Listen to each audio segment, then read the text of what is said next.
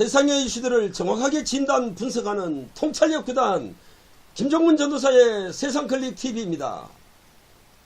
요즘 온통 태극기 물결이 거리를 덮고 있습니다. 네. 네, 오늘 여성 앵커님 함께 해주셔서 대단히 감사합니다. 바쁘신데. 네, 먼저 한번 빠졌어요. 죄송해요. 네네. 또 뭐 지방에 네. 또 취재하러 가셨잖아요. 네네. 봄이 돼서 참 이 꽃들이 만발하는 거기에 꽃만 있는 게 아니고 각 이 거리마다 태극기 물결이 정말 나부끼고 있습니다. 네. 지난 토요일은 또 그 새로운 집회가 있었죠. 네. 오늘 그 두 번째부터 들어가겠습니다. 자유한국당이 드디어 이제 나오기 시작했는데요. 국민들은 참 안타깝게 생각합니다. 애국 국민들은. 네. 왜 이제까지 있었느냐. 그러게 말이에요. 그동안 3년 동안 태극기 참 세력들이 피와 눈물을 흘리면서 거리를 그 모진 바람이 불어치는 겨울에도 이렇게 흔들고 했었는데 왜 이제 나왔냐. 그럼 제대로 좀 해라. 좀 진작했으면. 그런데 이번에 이렇게 어떻게 많이 하지 않았을까. 뭐 제대로 하라고 하는데 제대로 네. 좀 했는 것 같습니까? 어떻습니까? 아유, 그럼 뭐 하느라고 그쪽에서 노력은 했겠죠. 네. 네. 근데 황교안 대표가 네. 우리가 생각했던 것보다 처음에 우려했던 것보다는 조금 변한 것 같아요. 이제 투사로 좀 변해가는 것 같아요. 네. 네, 뭐 그분이 이제 교회 전도사님으로서 활동을 하다가 뭐 정치를 하지 않다가 공안 검사였잖아요. 네. 뭐 그렇게 하다가 이제 당에서 대표를 맡고 염려했던 목소리들이 꽤 많았습니다. 많은 사람들이 염려했죠. 네, 그런데 지금 이제 이 시국에. 네, 이 그렇죠. 시국에는 상당히 강력한 아, 예, 지도자가 필요한 시대인데 네, 지금은 뭐 투사가 필요합니다. 투사가 네네. 뭐 선비같이 앉아서 연필이나 굴리고 앉아 있는 그렇죠. 사람들은 지금 세대는 네. 맞지 않아요. 네. 이제 아마도 그렇게 긍정적으로 변해가는 것 같아요. 네. 대단히 많은 사람들이 몰렸죠. 네. 광화문에. 어떻게 더만 많아 날이 갈수록 네. 광화문에 사람이 더 많아져요. 그렇죠. 그날 그 한국당 집회에도 엄청 많은 뭐 경찰 추산 2천이라고 하는데요. 이 새끼들 아유, 이거 정말 말도 안 되는 정말. 소리를 하는 것이고 네. 아마 수만 명이 몰렸다고 저는 이렇게 봐요. 네. 거기 곱하기 10배를 하면 돼요. 네. 네, 그렇게 광화문 되고. 뭐 길이 막혀서 가질 못했잖아요. 그래요. 광화문에 또 거기만 있는 게 아니고 이제 대한문 네. 또 동암연세점 네. 청계광장 뭐 이렇게 해서 광화문 일대는 태극기 물결이 있었고요. 또 중요한 건 서울역에 애국당이 또 엄청난 이 태극기 세력들이 있지 않습니까? 네. 네, 그거까지 포함하면 엄청나죠. 제가 광화문에서 유튜브를 찍었잖아요. 아, 그랬었어요? 네. 그런데 유튜브를 찍는데 처음에 애국당이 청와대까지 갔던 분들이 네. 다시 이쪽으로 와서 이제 한국당 네. 분들이 애국당 집회 보는데 아, 유튜브를 찍으면서 제가 양쪽으로 자꾸 비교해서 찍어요. 네. 네. 그래서 저쪽에서 막 또 박수를 치고. 그래요. 이제 우리 애국 세력들이 태극기 세력들이 전혀 준비가 없었고 그 연습이 없었던 그 세력들 아닙니까? 네. 저 좌빨들은 민주노총 같은 경우는 수십 년을 오래됐죠. 연습해온 네. 집단들이고 계획하고 네, 오래 전부터 조직을 꾸미고 그렇죠. 네, 만들어 왔고 네, 그래서 갑자기 나왔고. 맞습니다. 네. 그래서 이제 연습이 많이 된 것 같습니다. 네. 아마도 그 애국당이 참 그 태극기 세력으로서는 상당히 강성인데요. 네. 저는 강성으로 보는 건 좋은데 왜 이거를 극우라고 보죠. 그러게 말이에요. 이놈들은 극우라고 이렇게 자꾸 매도를 해요. 극우라는 거는 그 정상보다 더 좀 과하다는 그런 뜻 아니에요? 네, 저는 근데 뭐 애국당뿐이 아니라 지금 태극기 집회들 극우 아니에요?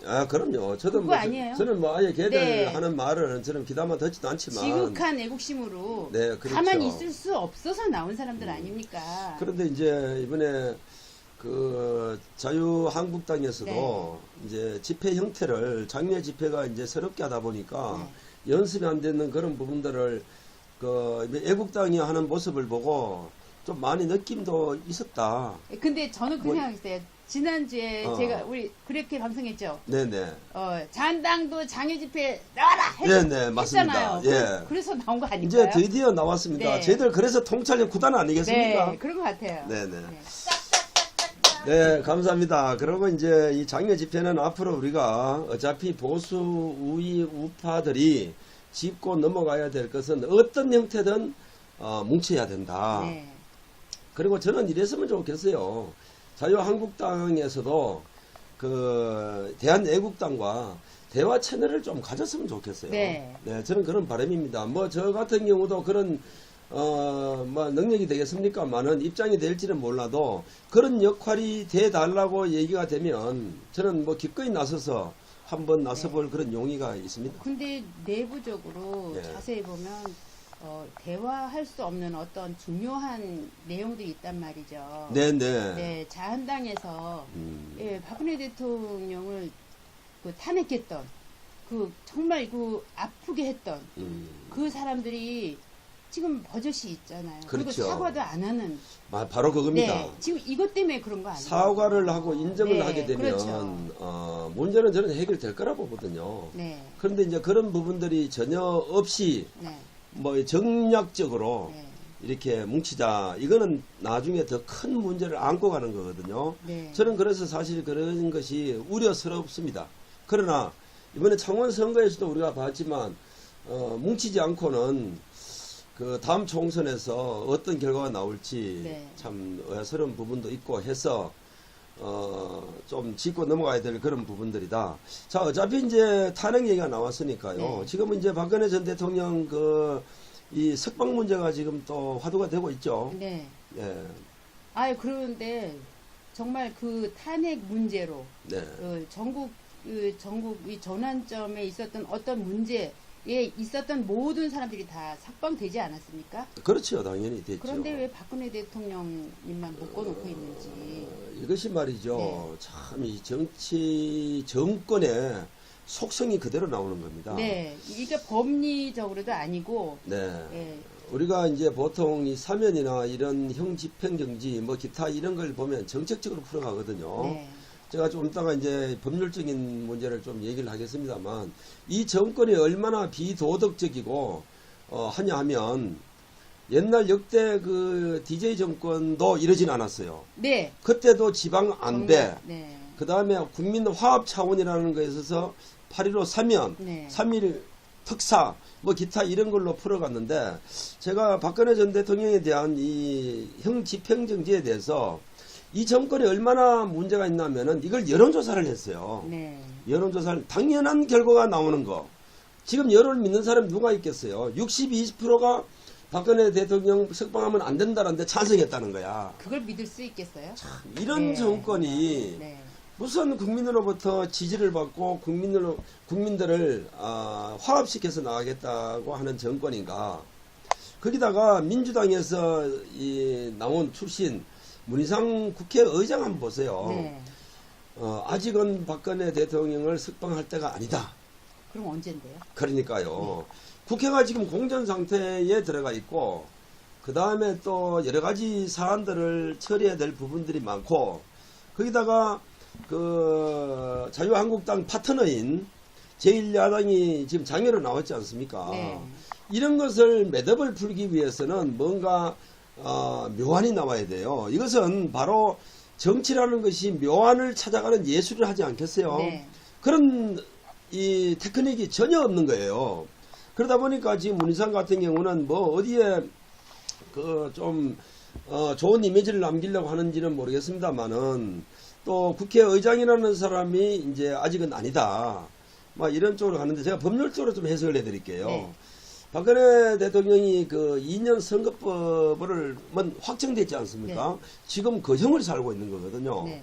그거 형을 살고 있는 것을 석방시키기 위해서는 대통령의 사면밖에 없어요. 네. 사면밖에. 그러면 문재인 대통령. 그렇죠. 대통령이 이제 지금 네. 사면을 하게 되면 되는데 네. 치상하게 우리 보수정에서 문재인 정권이 사면해주는 그런 이 아주 아량을 베풀어 달라는 그런 거는 정말 저도 자존심 상해서 그 얘기를 못 하겠어요. 그렇죠. 네. 그래서 유영하 변호사가 이제 변호사 입장에서 꺼낸 것이 뭐냐면 형 집행정지거든요. 네. 형 집행정지는 70세 이상의 사람이 국민이 형을 살고 있는 동안 병이라든지 기타 어떤 환경에 적응하지 못하는 그 피치 못할 사정이 발생했을 때는 네. 어느 국민이든지 보호받아야 될 의무가 있는 거예요. 그렇죠. 그걸 지금 행사해달라는 겁니다. 네. 그런데 지금 이 정치권에서는 특히 문재인 정권에서는 여론조사를 해가지고 이것을 62% 나오기 때문에 뭐 그걸 덮어가려고 하는 거. 또 이것을 그 여론조사조차 우리가 믿을 수가 없잖아요. 믿을 수가 없죠. 네. 그래서 제가 여론조사를 하는 거예요. 이걸 믿을 국민들이 그 누가 있습니까? 지금 드러킹 사건이 재특검을 하자고 하는 야, 이 시점에서 여론조사를 누가 믿겠습니까? 네. 김경수는 세상에 뭐 74일 만에. 그러니까요.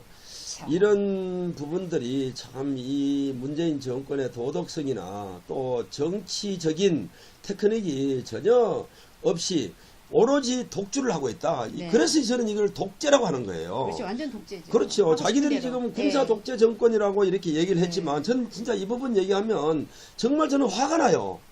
화가 나서 이런 말할 수 없는 은사를 구사하고 싶은데 또 방송이다 보니까 저희들은 뭐 그렇게 하지 못하고 이번에 또 얘들이 야3당과 합세해서 네.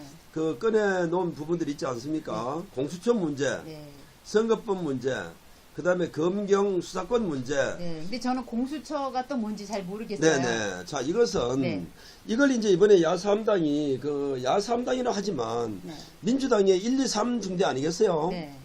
자기들이 도생하기 위해서, 꼼수를 부리는, 야합을 지금 했는 거 아닙니까? 네. 자, 공수처가 뭐냐면, 고위공직자들 수사처를 만들겠다는 거예요. 네. 이건 뭐냐면, 고위공직자들의 목소리를, 입을 막아놓겠다는 겁니다. 자, 그건 또 무슨. 네, 꼼짝 무슨 못하게 꼼수인가요? 네. 막아놓고 네. 이제 뻑하면 이제 그 사람들 여기에 이제 기소권이 있거든요. 네. 지금 검찰이 갖고 있는 기소권을 여기다 공수처에 부여를 하는 겁니다. 네. 그러면은 누구든 간에 정권의 입맛에 맞지 않는 사람은 어떤 별미를 붙여서라도 이제 기소를 시킬 수 있다. 아, 그리고 정말 무섭네요. 구속을 시킬 수 있다는 거예요. 네. 그러면 지금 정치권이 올마비가 완전히. 됩니다. 네. 이런 완전 거를 독재고, 네. 이런 거를 지금 이 문재인 정권이 네. 한 거예요. 그런데 더 웃기는 거는요. 네. 지금 여기에 참여한 평화당, 바른미래당, 정의당 정말 이놈들은 도대체 뭐 하는 놈들인나 모르겠어요. 지금 야합을 해서 이런 선거법이나 기타 이런 것은 제1야당을 뺀 선거법이나 공수처 이런 것은 협의가 있을 수가 없는 거예요. 이건 바로 독재예요. 근데 지금 참 기가 막힌 게요. 네. 여당이라고 하지만 여야라고 하지만 야당이 그 야당입니까? 같은 패거리들이잖아요. 그렇죠. 네, 그러니까 지금 우리가 힘쓸 사람은 보수밖에 없거든요. 근데 보수가 지금 자한당이 저렇게 약하니까 이렇게 엉터리로 나가는 거 아닙니까? 네. 전 그래서 우리 통찰력 구단 이 방송에서는 네. 제가 통찰력을 한번 내다볼게요. 네. 틀림없이 이번 패스트 트릭과 공수처 문제, 선거법, 검경 수사권 문제 요 네 가지를 네. 야합을 해서 민주당이 꼼수를 부리고 있는 거거든요. 네. 그런데 저는 내다볼 수 있는 것이 틀림없이 평화당과 정의당과 바른미래당, 특히 바른미래당은 당합니다. 자, 보세요.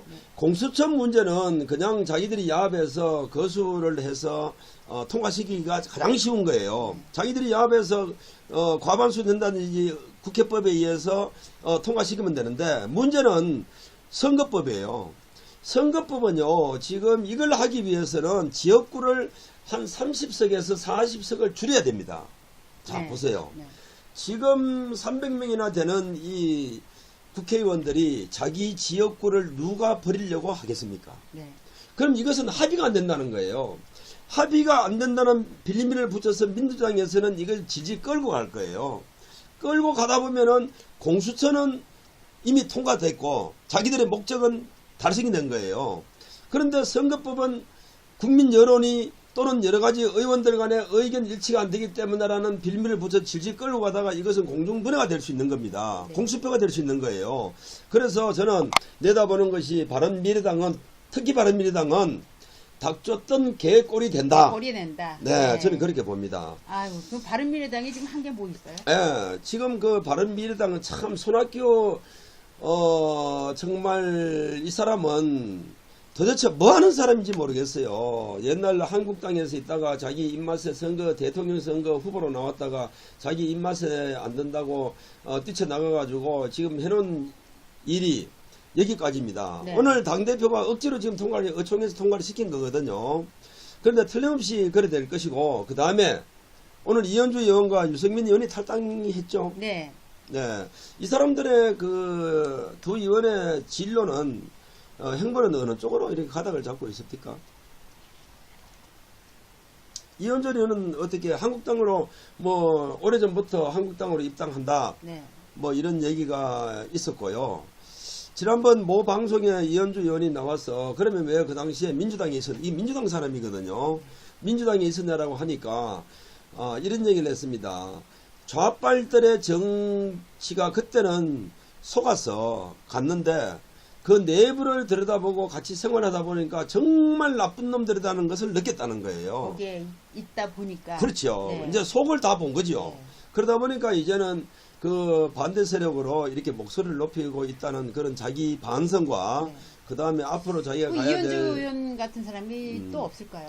앞으로 저는 많이 자기 생길 양심을 거라고. 가지고 양심에 따라서 네네. 나와서 양심 고백을 해야지. 예, 그렇죠. 네. 이제는 그런 분들이 많이 나올 거라고 저는 보는데 네. 이현주 의원 같은 경우는 뭐 한국당에 그나마도 입당을 해도 별 무리가 없는데요. 없다고 좀 국민들은 생각할 수가 있는데 이제 그 뭐 국민들이 또 이제 요 최근에 와서 이제 그 좀 강성 발언을 했지 않습니까? 네. 그러다 보니까 그동안 기다렸다는 식으로 이제 또 일부 국민들이 막 그렇게 봐줄 수가 있는데 유승민이 같은 경우는 또 입장이 다르단 말이에요. 네.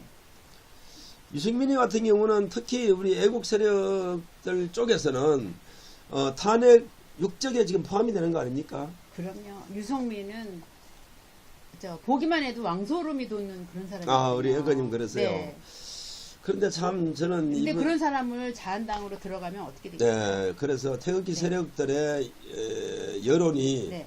어떻게 형성될지 저는 참 걱정스러운 부분들이 좀 있습니다. 네. 물론 이제 우리가 그 뭉쳐야 산다는 데는 저도 공감을 합니다만 네. 어떤 세력들과 뭉쳐야 되고 어떤 세력과는 도저히 뭉쳐서는 되지 않는다 하는 게 여론이 될 수가 있거든요. 네. 그래서 우리 이제 우선은 유승민 의원 같은 경우는 복당이 상당히 진통을 겪지 않을까 하는 생각을. 복당이 문제가 아니라 복당 이후에가 더 문제죠. 그렇죠, 그렇죠. 그런 사람이 복당되면 오히려 글쎄요 마이너스 되지 않을까. 네. 그럼 이는 유승민 의원이 이제 지난 19대 20대를 거치면서 저도 이제 뭐 예의주시를 했습니다만은 그 당시에 박근혜 대통령과 이 각을 세우고 했던 것이 지금으로 봐서는요. 자기 사적인 욕심을 채우기 위한 투쟁이었다. 네, 그렇죠. 이렇게밖에 안 보이는 그렇죠. 거예요. 자기 욕심을 채워서. 그럼 지금 이 시점에서 자기 사적인 욕심이 아니었다라고 본다면 지금 이 시점에서는 네. 광화문에 나와서 특고 대제를 해야죠. 그렇죠. 무릎을 꿇어야죠. 네.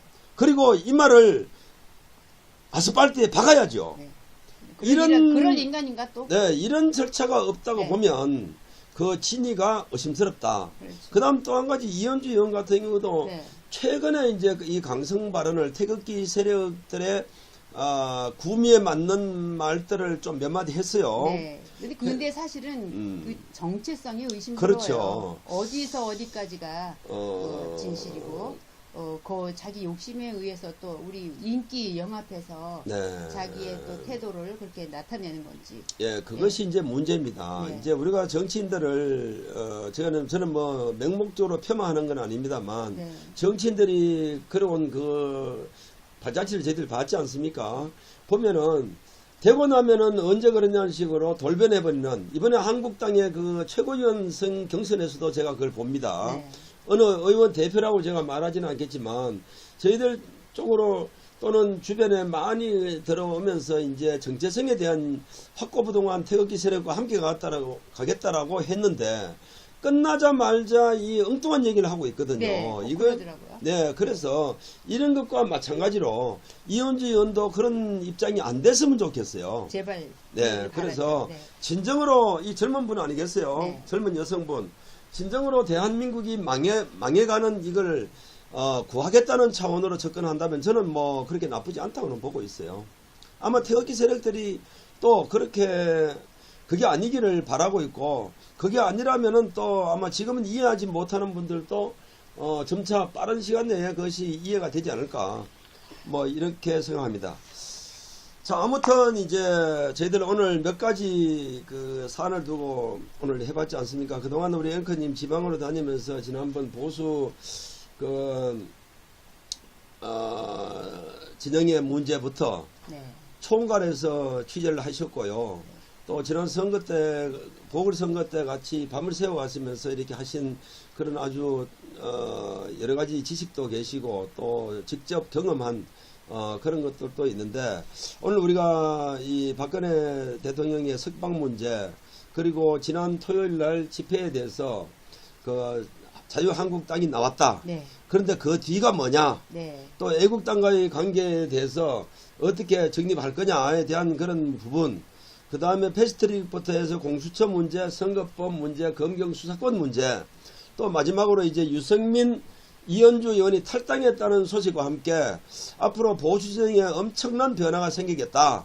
그런데 우리가 주시해야 될 건요. 아니, 그리고 이번에 그 자한당에 예, 장애 투쟁의 결과. 그 제 얘기 제가 하려고 해요. 네.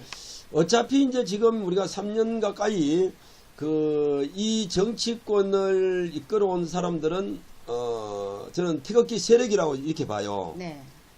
그동안 자유한국당은 실내에 앉아가지고 그냥 뭐 물론 고민은 했겠습니다만 앉아 놀기만 했잖아요. 노는 것까지 보였잖아요. 여기까지 온 게 사실은 자한당 때문에 이렇게까지 네, 된 거 그래서 아닙니까? 이번에 이제 장애 투쟁에 나왔는데 이 태극기 세력들을 등에 업지 않은 보수 진영의 승리는 없다. 네. 저는 이렇게 봅니다. 그런 차원에서 저는 이 자유한국당이 지난 토요일 날 그 집회한 것에 대해서 이 국민들과 또 그 태극기 세력들은 어떻게 평가할 것이냐, 짧게 한번 평가를 해주시겠습니까?